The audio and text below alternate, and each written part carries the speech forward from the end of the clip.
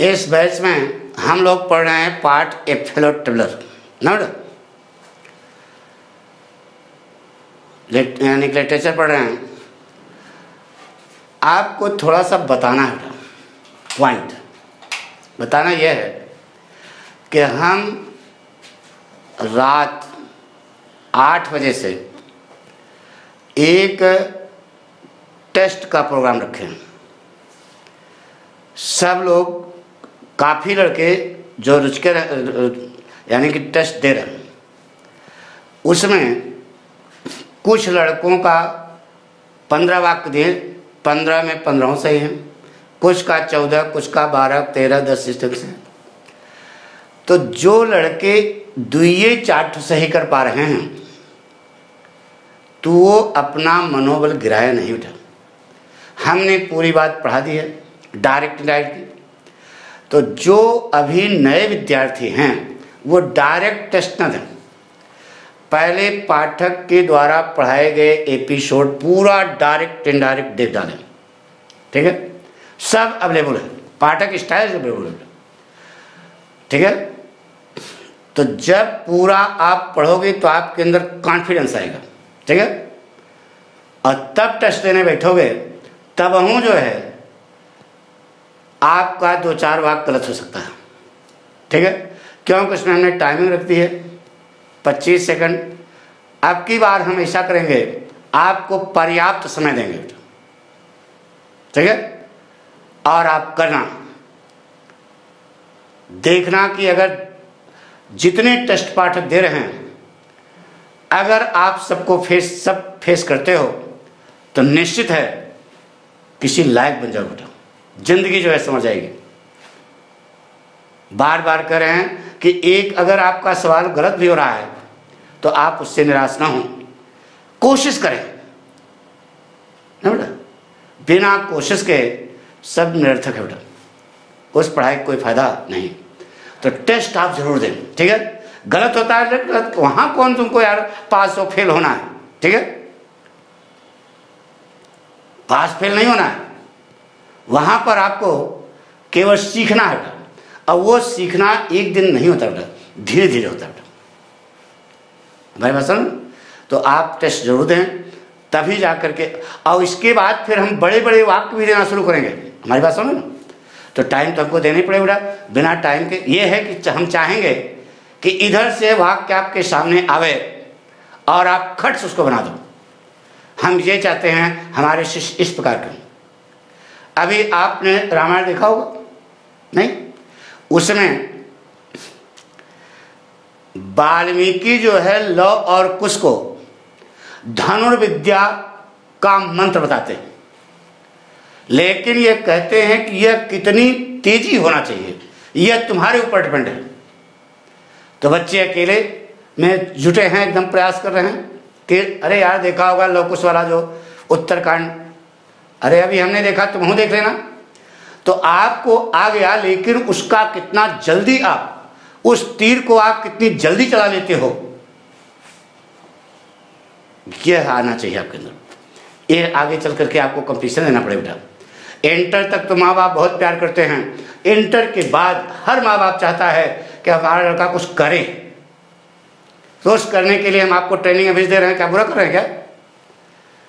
यानी कि हमारे पढ़ाने से आपको आ गया कि नहीं। जो नए लड़के उनकी बात नहीं करें, वो उनको भी आएगा, वो हमारा एपिसोड देखें। जैसे कक्षा में बताया जाता है बिल्कुल एकदम चौकस पाठक स्टाइल है बेटा, आपको समझ में आएगा, कॉन्फिडेंस देते हैं। और ये जो टेस्ट दे रहे हैं, समझ रहे ना, ये जो टेस्ट दे रहे हैं वो टेस्ट जो है आपको ट्रेंड कर रहा है कि आप कितनी जल्दी जो है वाक्य को कर सकते हैं, यानी वाक्य बना सकते हैं, डायरेक्ट इनडायरेक्ट कैसे बना सकते हैं, ठीक है। तो बहरहाल यह पीरियड जो है लिटरेचर का है, हम लोग पढ़े मेरा ए फेलो ट्रेवलर। कल हमने क्या पढ़ा था बेटा, एक बार सुनते हैं उसके बाद आगे शुरू करते हैं बेटा।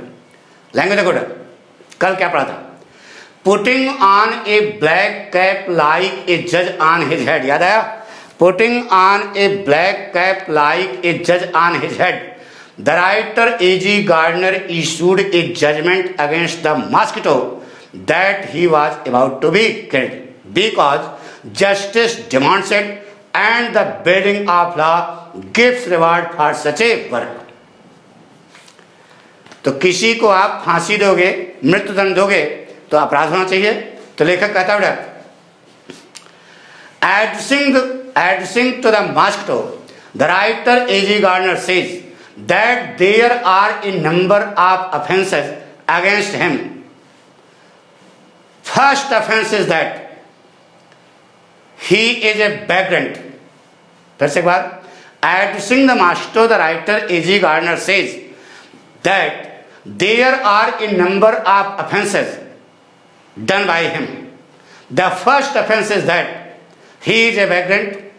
The second is that he has been creating a number of problems for the public living in the society.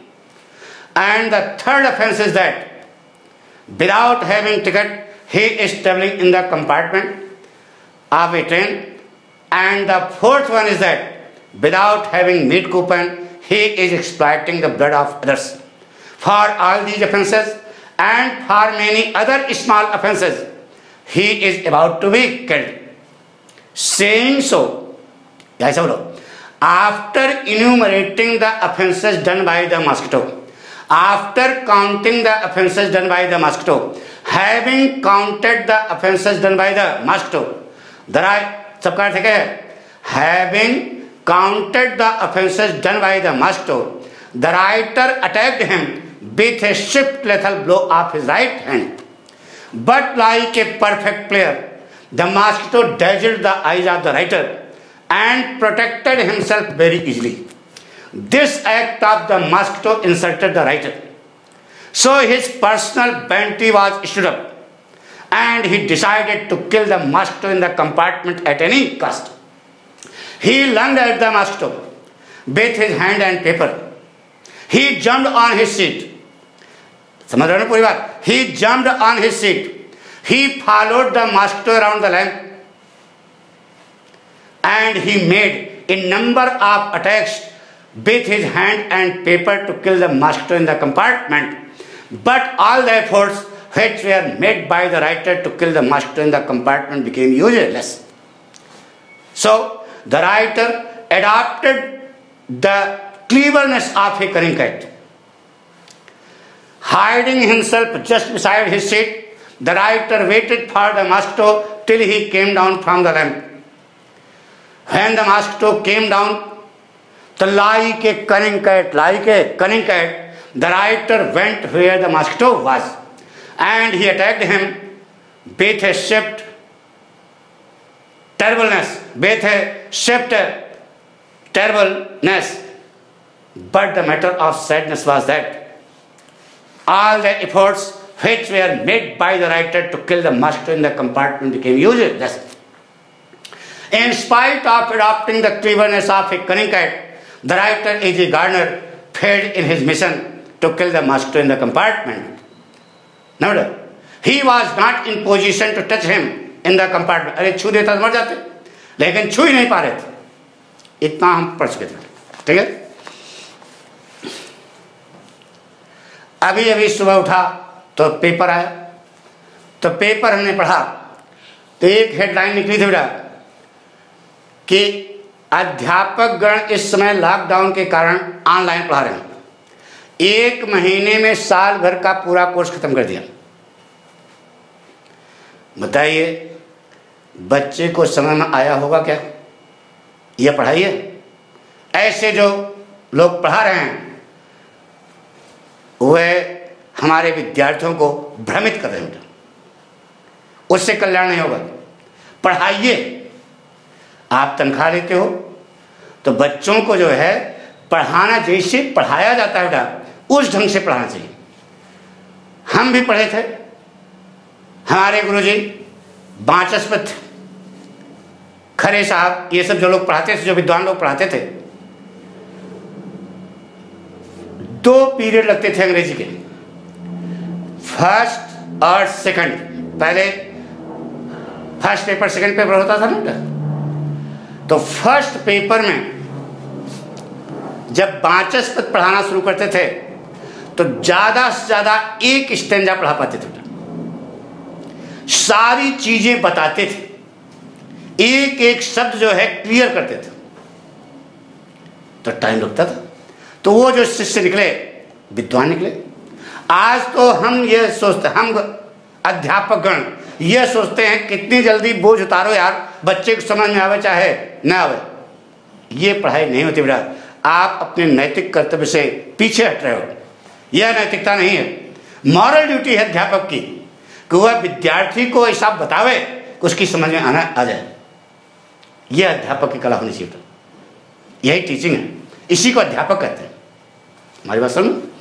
तो आप के साथ तो हम अन्याय कर रहे हैं, हम कम से कम 2 स्टैंजा बना के आपको पढ़ा रहे हैं, लेकिन एक्चुअल में थोड़ा थोड़ा करके चलिए।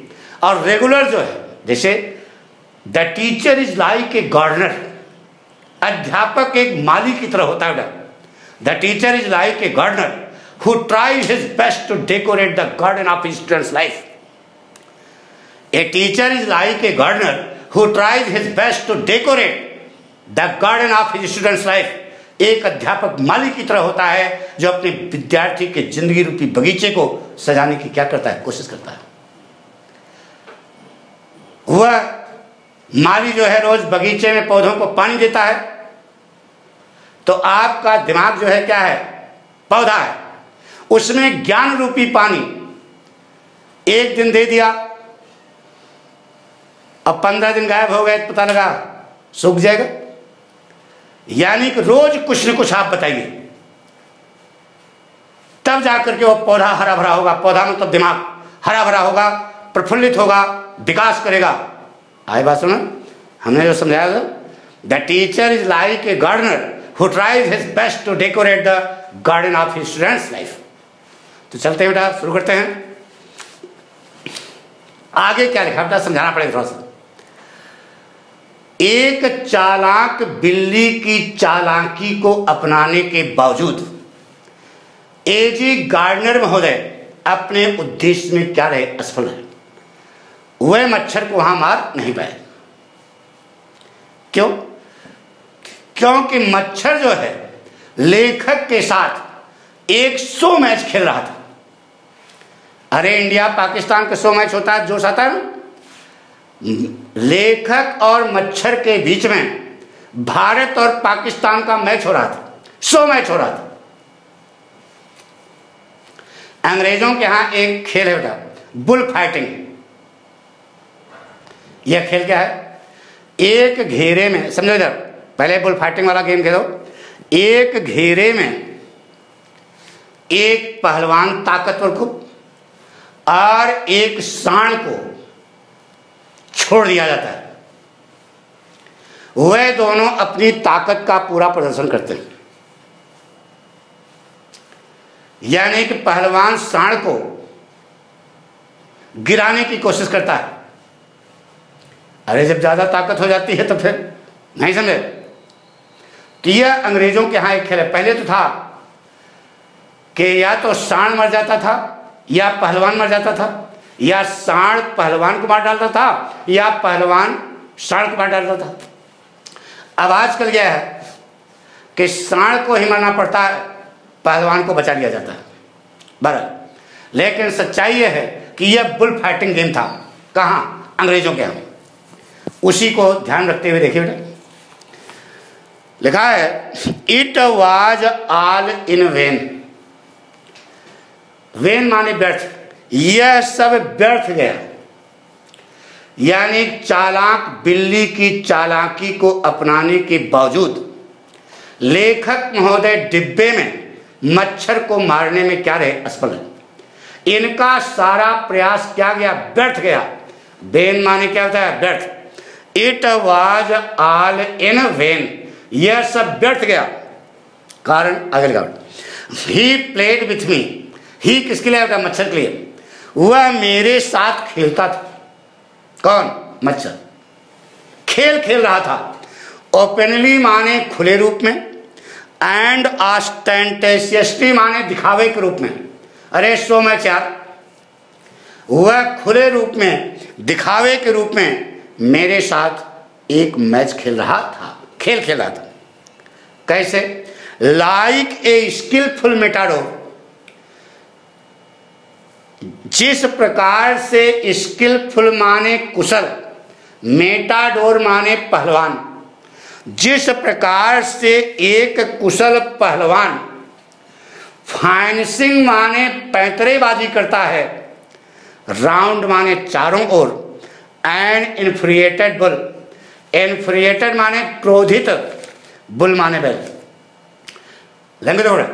जिस प्रकार से एक कुशल पहलवान, सुनो, एक नाराज सांड के चारों ओर पैतरेबाजी करता है, नहीं, अपने आप को बचाने के लिए, उसी प्रकार से मच्छर रूपी वह पहलवान, मच्छर को क्या बना दिया? पहलवान। नाराज सांड रूपी लेखक, लेखक को क्या बना दिया? सांड। मच्छर रूपी वह पहलवान नाराज सांड रूपी लेखक के चारों ओर पैतरेबाजी कर रहा था अपने आप को बचाने के लिए। क्लियर? इंपॉर्टेंट है बेटा, स्टैंजा पढ़े चला बेटा। इट वॉज ओबिवियस, यह स्पष्ट था, क्लियर था, ओबिवियस क्लियर, यह स्पष्ट था that he was enjoying himself, he माने वह मच्छर, एंजॉइंग माने आनंद ले रहा था, हिम माने हिमसेल्फ माने अपने आप से, वह मच्छर अपने आप से आनंद ले रहा था, यानी वह मच्छर अपने हृदय में असीमित खुशी की अनुभूति कर रहा था। That it was for this, यह इसलिए था कि, इट वॉज यह था, फॉर दिस माने इसलिए, यह इसलिए था कि he had disturb my repose, he had disturb माने उसने परेशान कर दिया था, माई माने मेरे, रिपोज माने आराम, उसने मेरे आराम को हराम कर दिया था। किसने? मच्छर ने। कहाँ? डिब्बे में। हिंदी समझ आ गई बेटा? कुछ पहले पढ़ा, अब पाठक जो अंग्रेजी बोलो ध्यान सुनो। शुरू करें, लैंग्वेज बनाते बेटा। देखिए ये भाषा है, भाषा कितनी रोचक हो, यही साहित्य है। साहित्य को हमें लालित्य होना चाहिए।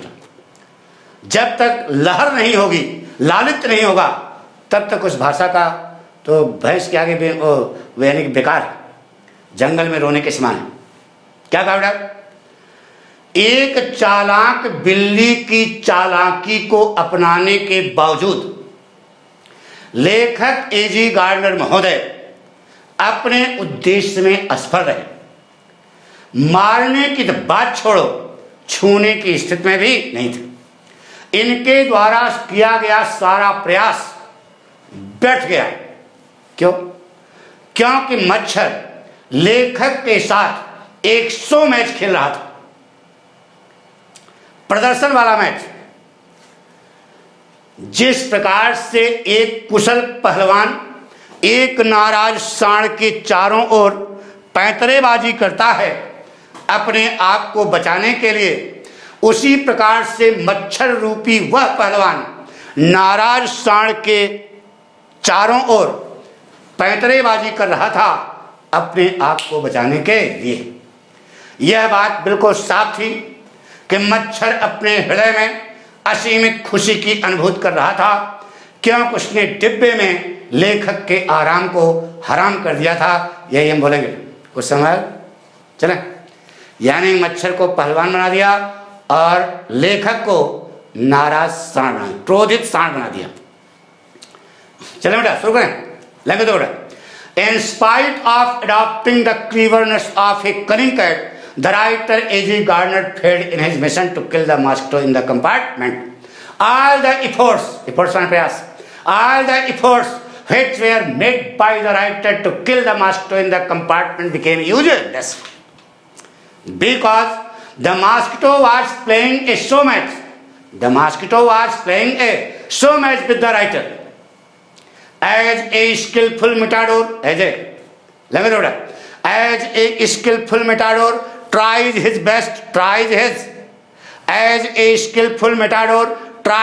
best to protect himself from the attacks of an angry bull. In the same way, like a skillful matador, the mosquito was trying his best to protect himself from the attacks of the rider, who was like a naraz sant, who was like an angry bull. It was clear that the mosquito felt boundless joy in his heart. It was clear that the mosquito felt boundless joy in his heart because he had disturbed the comfort of the writer in the compartment. क्योंकि उसने डिब्बे में लेखक के आराम को हराम कर दिया। He had disturbed the comfort of the writer in the compartment. बहुत सरल सा है, हिंदी जैसा लगे, हिंदी से। He had disturbed the comfort of the writer in the compartment. उसने डिब्बे में लेखक के आराम को हराम कर दिया। अभी नहीं, कुछ पहले पढ़ा, कुछ तो पहले पढ़ा होगा यार। एक बार फिर सुनो, कैसे बोले मेरा? एक चालाक बिल्ली की चालाकी को अपनाने के बावजूद लेखक महोदय अपने उद्देश्य में असफल रहे। मच्छर को मारने की तो बात छोड़ो, छूने की स्थिति में भी नहीं थे। इनके द्वारा मच्छर को मारने का जो भी प्रयास किया गया वह सब व्यर्थ गया, क्योंकि मच्छर लेखक के साथ 100 मैच खेल रहा था। जिस प्रकार से एक कुशल पहलवान एक नाराज सांड के चारों ओर पैंतरेबाजी करता है अपने आप को बचाने के लिए, उसी प्रकार से मच्छर रूपी वह पहलवान नाराज सांड रूपी लेखक के चारों ओर पैंतरेबाजी कर रहा था अपने आप को बचाने के लिए। यह बात बिल्कुल साफ थी कि मच्छर अपने हृदय में असीमित खुशी की अनुभूति कर रहा था, क्योंकि उसने डिब्बे में लेखक के आराम को हराम कर दिया था। मोस्ट इंपॉर्टेंट है बेटा, शुरू करें, पक्का ध्यान से बेटा। ने आपको बताया, इन स्पाइट ऑफ के बावजूद, in spite of adopting the cleverness of a cunning cat, the writer A.J. Gardner failed in his mission to kill the mosquito in the compartment. All the efforts which were made by the writer to kill the mosquito in the compartment became useless, because the mosquito was playing a show match with the writer in the compartment.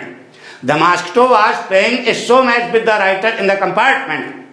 As a skillful matador tries his best to protect himself from the attacks of an angry bull, in the same way, like a skillful matador, the mosquito was trying his best to protect himself from the attacks of the writer, who was like an angry bull. It was clear, it was obvious, it was clear that the mosquito felt boundless joy in his heart because he had disturbed the comfort of the writer in the compartment. उसने डिब्बे में लेखक के आराम को हराम कर दिया। कुछ नहीं है समझ में, पक्का। जब आपको लगे यह पठकुआ जो बोल रहा है वह हिंदी जैसा है, तब कोई वर्ड कठिन लग रहा है क्या? अरे एक आग तो गले फंस गया हो यार, बाकी सब सही है, बाकी आपको आता होगा, वो कठिन नहीं बोल रहे हैं। यानी पाठक को पढ़ाने का मतलब बेटा बच्चे के दिमाग में घर कर जाए कि क्या है, रटो नहीं कोई चीज, समझो केवल बस। एक बार फिर, in spite of adopting the cleverness of a cunning cat, the writer A.J. Gardner failed in his mission to kill the mosquito in the compartment. All the efforts which were made by the writer to kill the mosquito in the compartment became useless, because the mosquito was playing a show match with the writer.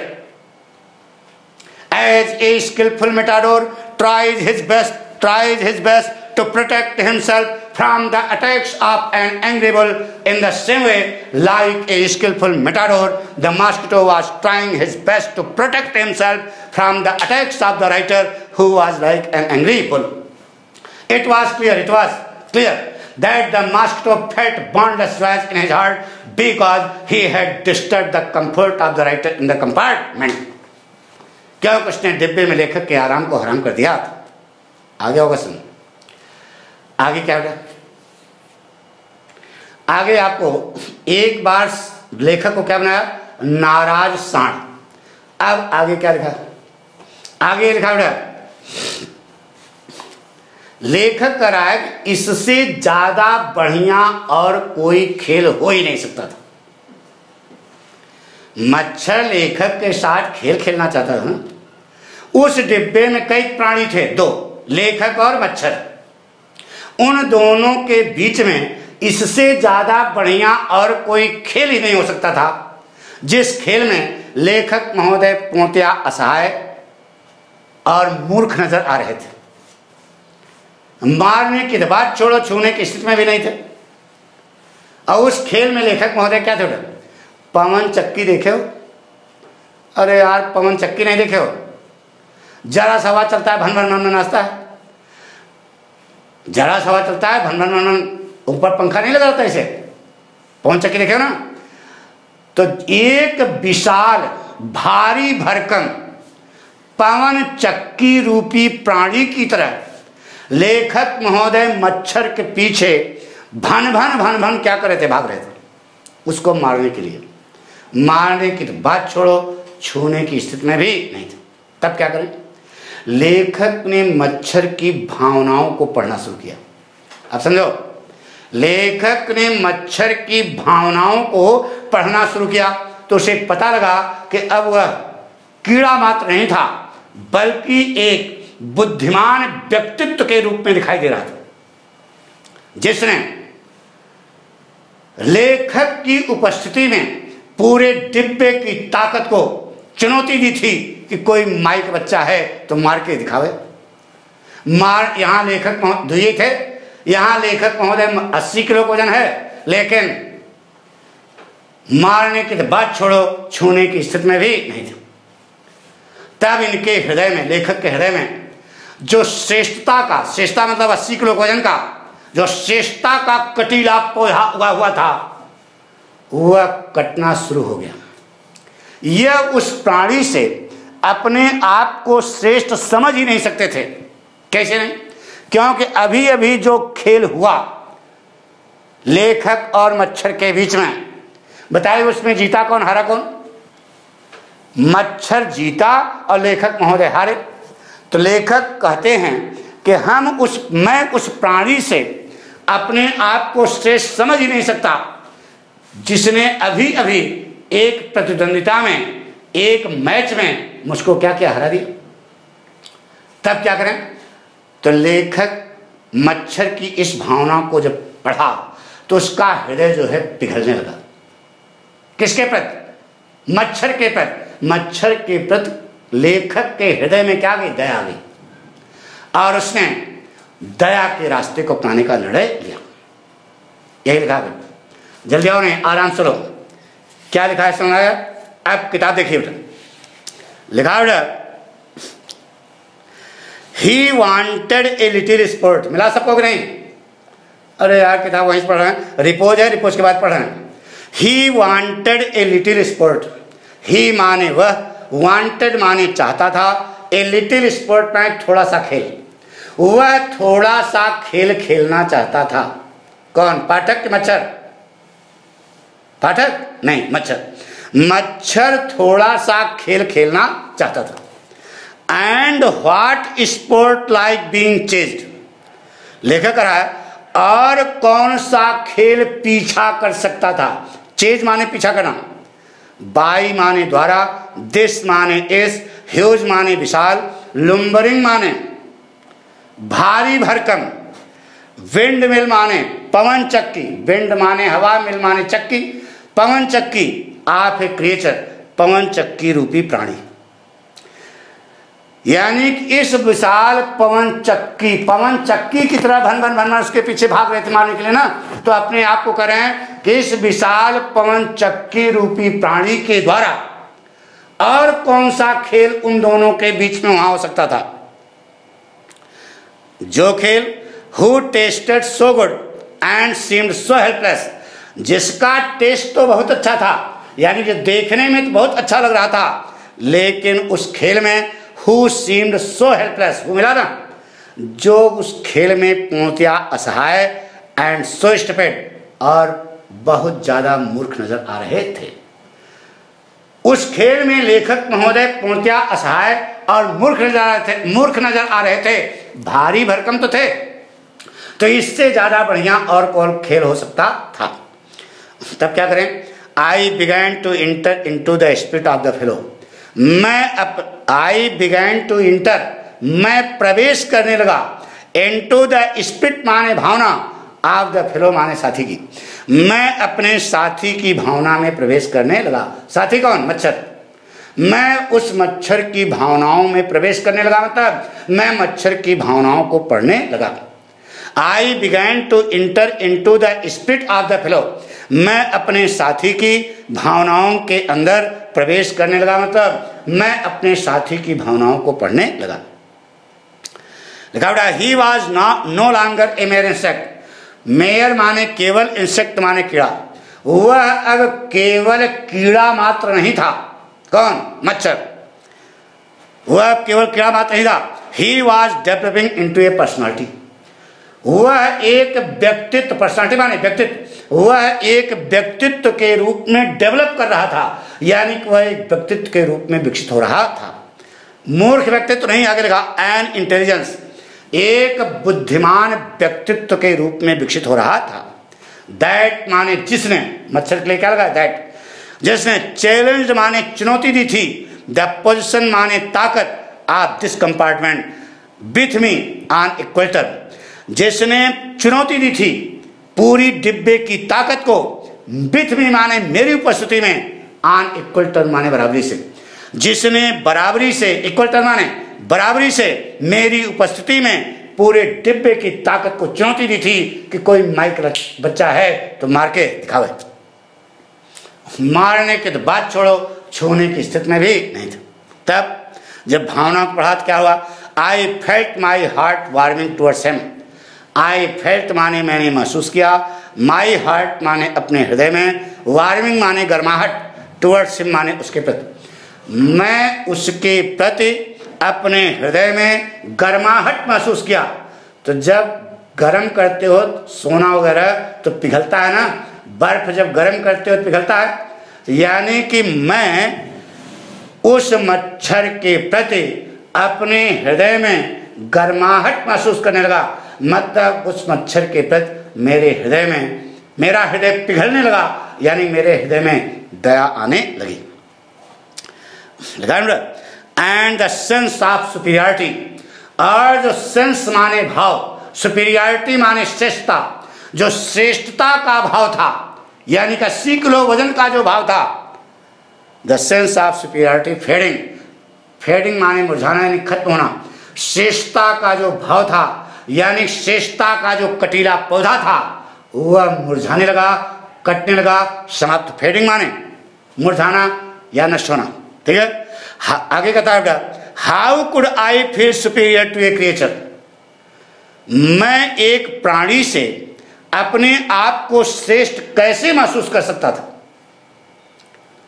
मैं एक प्राणी से, how could I feel superior, मैं कैसे श्रेष्ठ महसूस कर सकता था टू ए क्रिएचर माने उस प्राणी से, हु, कहां गया हो, हाँ, who was so manifestly my master. Who माने जो, वाज माने था, सो माने बहुत ज्यादा, मैनिफेस्टली माने स्पष्ट रूप से, माई मास्टर माने मेरा मालिक, जो साफ साफ मेरा मालिक बन चुका था, स्वामी बन चुका था, विजेता बन चुका था। इन द ओनली कंपटीशन माने उस केवल एक प्रतिद्वंदिता में, इन विच जिसमें, वी हैड एंगेज्ड, एंगेज में लगे रहना, जिसमें हम कभी के लगे हुए थे। यानी कि अभी अभी लेखक और मच्छर के बीच में जो प्रतिद्वंदिता हुई थी उसमें जीता कौन था? मच्छर। हारा कौन था? लेखक। तो लेखक कराया कि मैं उस प्राणी से अपने आप को महान कैसे महसूस कर सकता हूं जिसने अभी अभी एक प्रतिद्वंदिता में मुझे मेरा मालिक बन चुका है, मतलब मैं उसका गुलाम बन चुका हूं, मतलब मैं उससे हार गया हूं। आगे बढ़े, अभी अभी उसने सब। तो व्हाई नॉट बी मैग्निमस अगेन, दयावान। मैग्निमस माने अंडरलाइन कर लो, मैग्निमस माने दयावान, दयावान क्यों न बना जाए। तो लेखक ने मैग्निमस माने क्या बताया? व्हाई नॉट बी मैग्निमस अगेन, दयावान क्यों न बना जाए। यानी कि लेखक ने दया के रास्ते को अपनाने का निर्णय लिया। ध्यान से कुछ समझ आया? लेखक करा रहा, लेखक के अनुसार मच्छर लेखक के साथ, अब जो अंग्रेजी बोलेंगे उसकी हिंदी बताने जा रहे हैं। लेखक के अनुसार मच्छर उसके साथ थोड़ा सा खेल खेलना चाहता था। ना बेटा, लेखक कह रहा है कि इससे ज्यादा बढ़िया और कोई खेल हो ही नहीं सकता था, जिस खेल में लेखक महोदय मच्छर के पीछे एक विशाल पवन चक्की की तरह भान भान क्या कर रहे थे, भाग रहे थे उसको मारने के लिए। लेकिन उस खेल में लेखक महोदय पूर्णतया असहाय और मूर्ख नजर आ रहे थे। मारने की तो बात छोड़ो, छूने की स्थिति में भी नहीं था। यानी कि ऊपर वाले स्टेंजाम क्या बनाया, नाराज सांड, यहां क्या बना रहा, विशाल पवन चक्की अपने आप को करा। तब लेखक ने मच्छर की भावना को पढ़ना शुरू किया तो उसे पता लगा कि उसका सहयात्री अब केवल कीड़ा मात्र नहीं था, बल्कि एक विद्वान व्यक्तित्व के रूप में विकसित हो रहा था, जिसने लेखक की उपस्थिति में पूरे डिब्बे की ताकत को चुनौती दी थी कि कोई माइक बच्चा है तो मार के दिखावे। मारने की तो बात छोड़ो, छूने की स्थिति में भी नहीं था। अब लेखक के हृदय में जो श्रेष्ठता का कटीला पौधा उगा हुआ था वह मुरझाने लगा, कटने लगा, खत्म होने लगा। लेखक उस प्राणी से अपने आप को श्रेष्ठ समझ ही नहीं सकता था जिस प्राणी ने अभी अभी एक प्रतिद्वंदिता में उसको हराया था, क्योंकि जो प्रतिद्वंदिता उन दोनों के बीच में हो रही थी उसमें लेखक महोदय हारे थे, जबकि मच्छर क्या था, जीता था। इसलिए लेखक ने मच्छर की भावनाओं को पढ़ा और उसने दया के रास्ते को अपनाने का निर्णय लिया कि दयावान बन जाओ, क्योंकि दयावान बनोगे तो समाज आपकी जय जयकार करेगा। शुरू करें, हिंदी समझ गए, language good. According to the writer A.G. Gardner, the mosquito wanted to play a little sport with him in the compartment. And there was nothing so interesting sport in the compartment as that which was being played in between the writer and mosquito in the compartment. Now, like a huge windmill of creature, the writer was running after the mosquito to kill him in the compartment, but he was not in position to touch him. All the efforts which were made by the writer to kill the mosquito in the compartment became useless. In that sport, the writer looked totally hopeless and stupid. So he began to read the feelings of the mosquito and came to know that his fellow traveler was not only a mere insect, but he was like an intelligent personality who was challenging the power of the compartment with equal term in the presence of the writer. On the other hand, the writer A.G. Gardner was not in position to do anything against him. He was not in position to touch him. वह उसको छूने की स्थिति में भी नहीं था. So the writer felt pity in his heart for the mosquito, and the thorny plant of superiority, which was growing in the heart of the writer was cut down.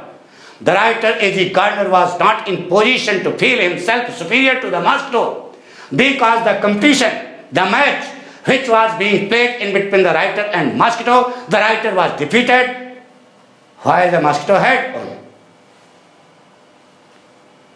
So the writer decided to adopt the path of mercy. इसलिए लेखक ने दया के रास्ते को अपनाने का निर्णय लिया.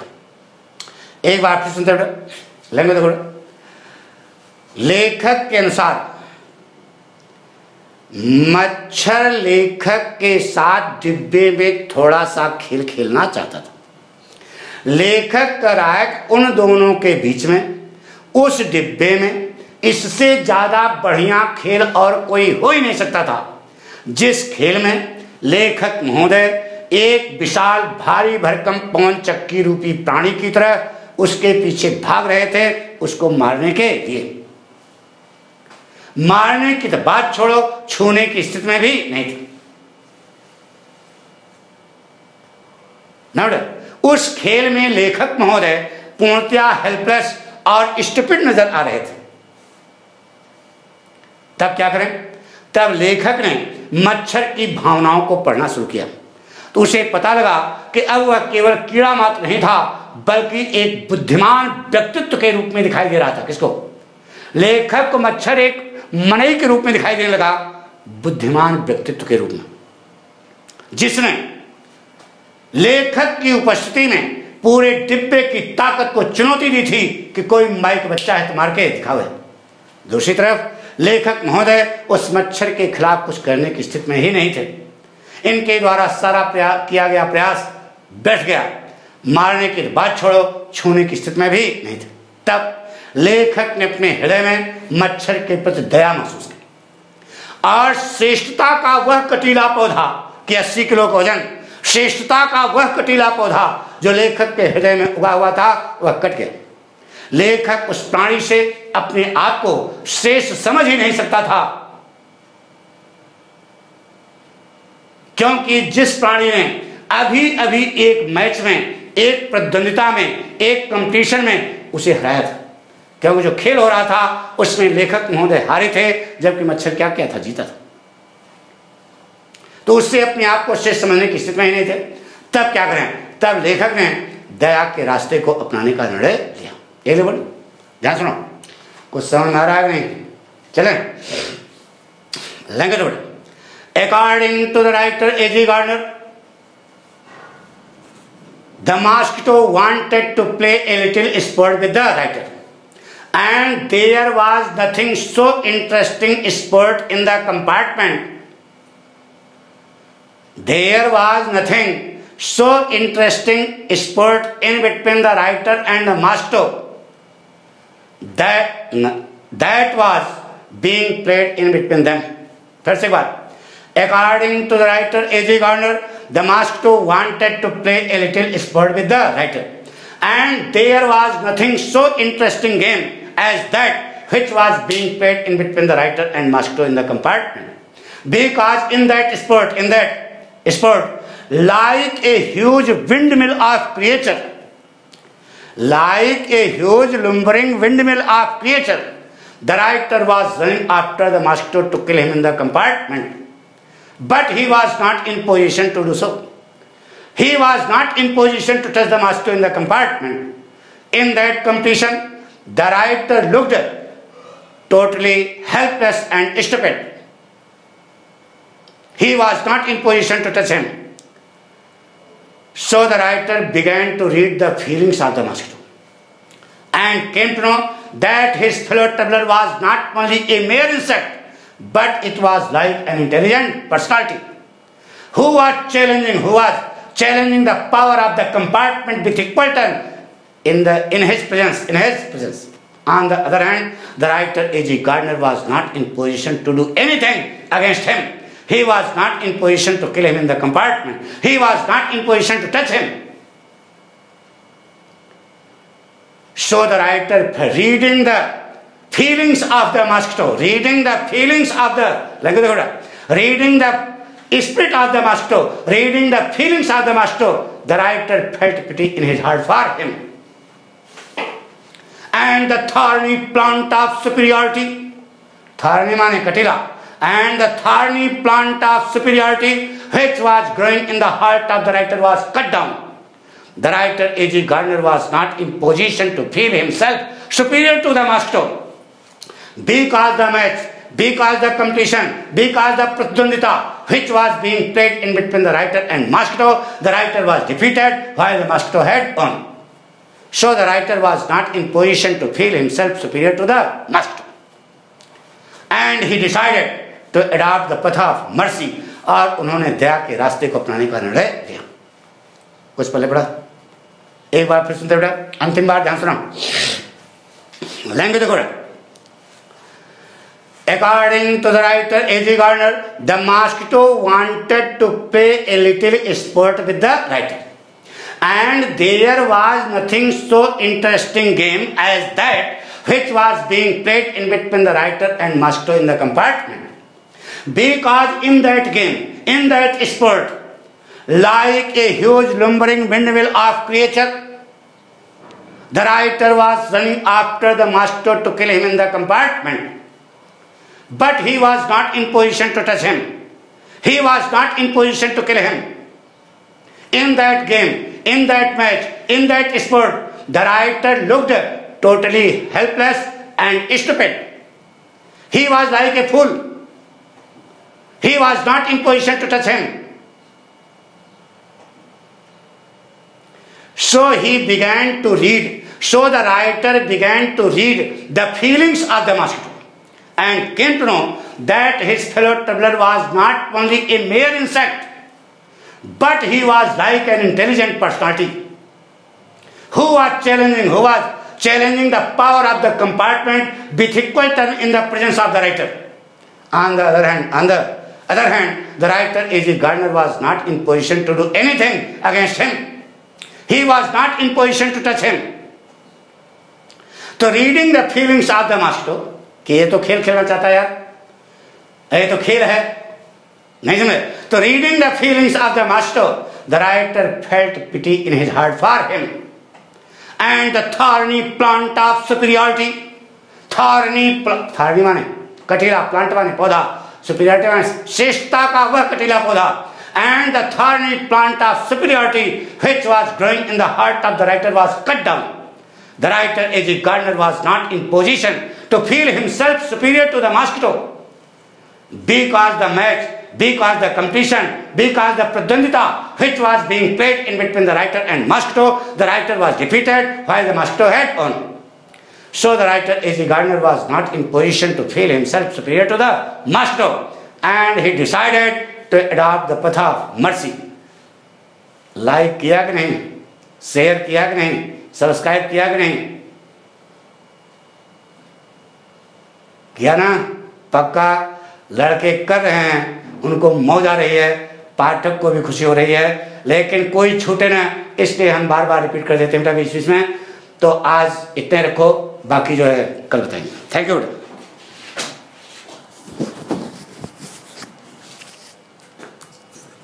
लंबा हो गया, 1 घंटा हो गया.